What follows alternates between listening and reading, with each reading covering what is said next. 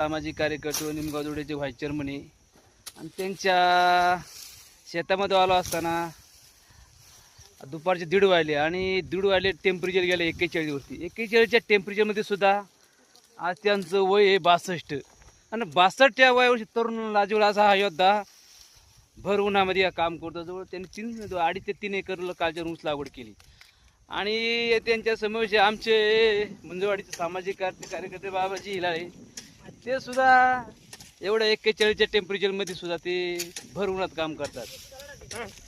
आणि ह्या आमच्या रणरागिणी